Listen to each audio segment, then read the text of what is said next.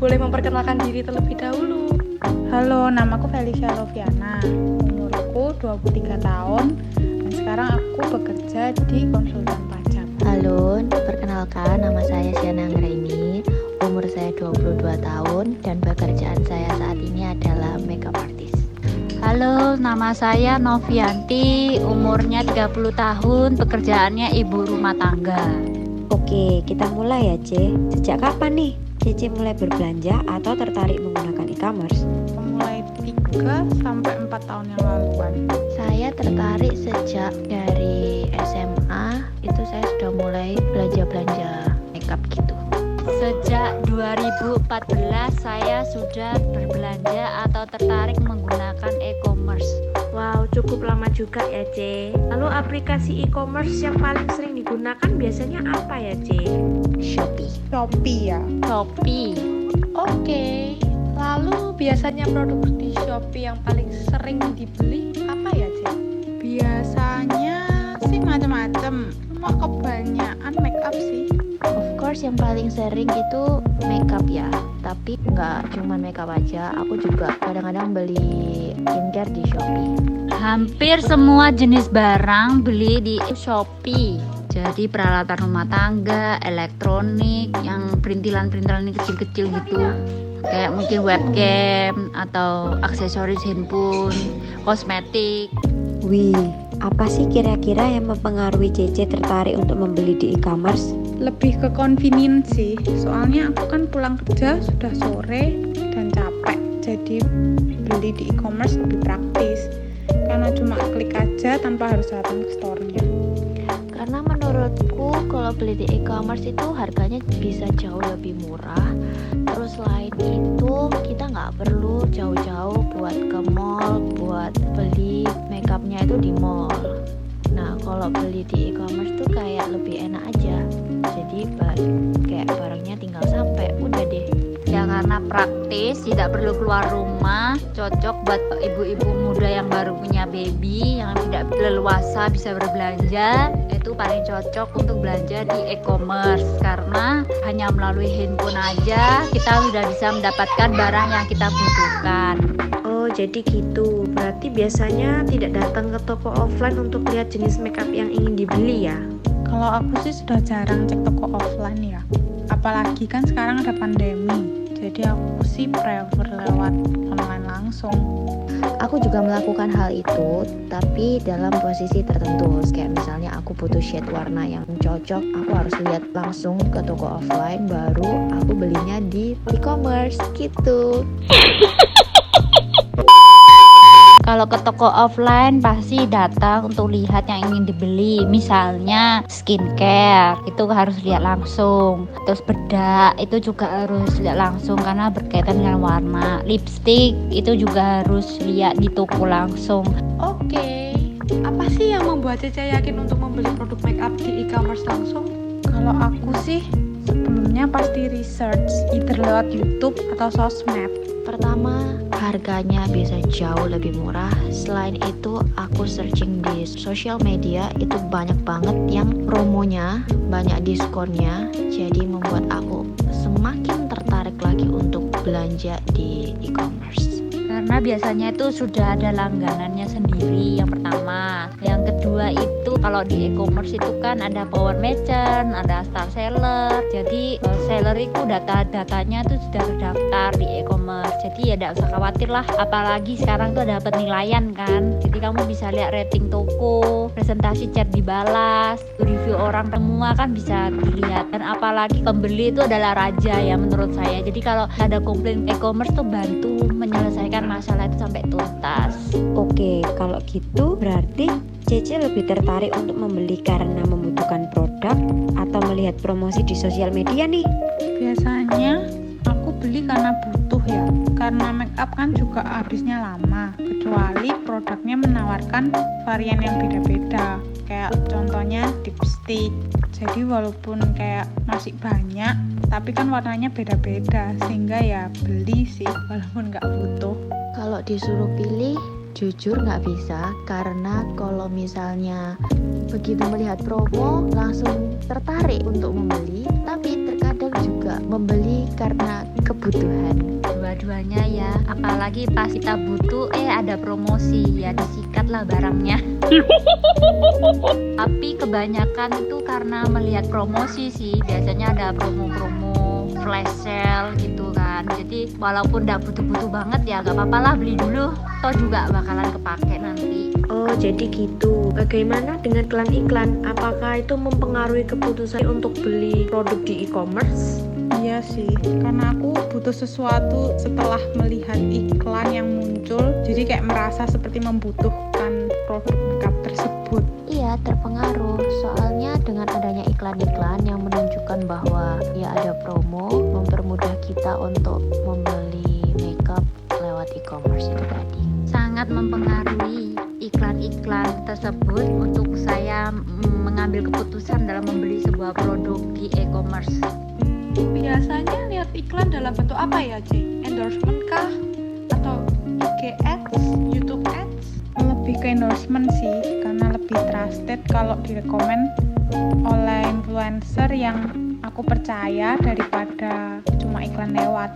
Aku lebih ke endorsement. Terus yang kedua dari YouTube karena mereka review-review, terus juga memberitahukan bahwa ada promo. Aku lebih yakin untuk beli lewat e-commerce itu tadi. Saya lebih suka melihat iklan di IG Ads karena kalau IG Ads itu lebih menarik menurut saya ya.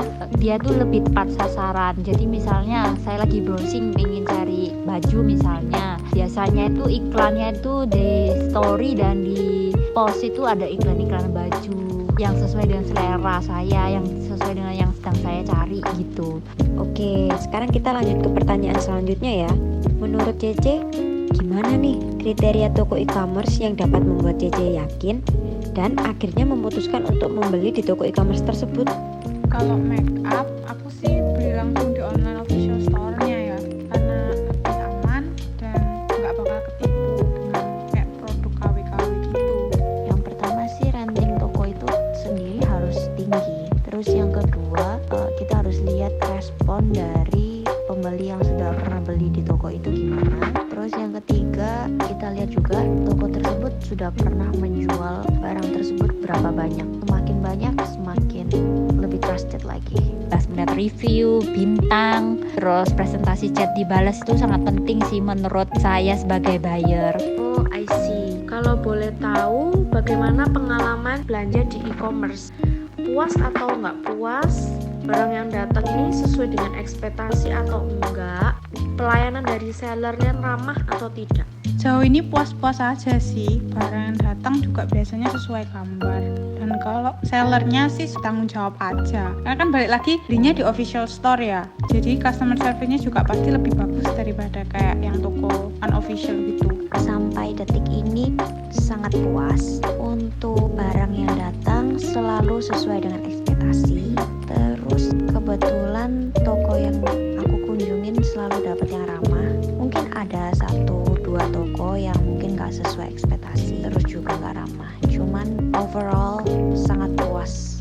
Ya pasti ada puas dan tidak puas. Kalau tidak puas itu lumayan sering ya, kalau tidak puas itu dan tidak sesuai dengan ekspektasi. Layanan seller juga ada yang tidak ramah. Kalau biasanya kalau udah tidak ramah gitu udah tidak jadi belilah, mending cari seller yang lain, kan banyak banget. Oke, pernah ragu untuk membeli produk di e-commerce nggak, Cey? Pernah sih, biasanya ragu itu takut kalau produknya tidak cocok di kulit itu sih. Pernah begitu kita kunjungin beberapa toko, terus ada pembeli yang kasih feedback katanya produknya nggak asli. Itu jujur pernah untuk nggak yakin buat beli di e-commerce itu tadi. Ragu itu ada pasti, tapi biasanya ragu terhadap produk yang belum dikenal. Misalnya produk-produk dari Cina, nah ragu. Biasanya kalau mau beli mikir-mikir lagi. Oke, sekarang kalau boleh tanya nih, biasanya produk kosmetik yang dibeli itu berasal dari hasil repurchase atau baru pertama kali mencoba ya? Biasanya produk make up sih aku beli pertama kali. Kalau skincare itu baru aku repurchase. Of course dari yang baru pertama kali coba. Kalau kosmetik biasanya hasil repurchase karena sudah pernah beli di toko tapi tidak bisa pergi, jadi ya akhirnya beli di e-commerce. Nah, setelah kita wawancara dengan ketiga narasumber kita yang cantik-cantik, yuk kita bahas bagannya. Kita mulai dari yang pertama ya, how do consumer shop? Jadi semuanya itu dimulai dengan mencari informasi. Ketika narasumber mulai mencari informasi mengenai produk kosmetik yang dibutuhkan melalui beberapa platform seperti sosial media.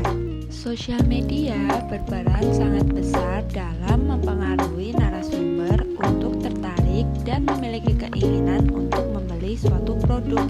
Lalu yang kedua, smartphone are an integral shopping accessory.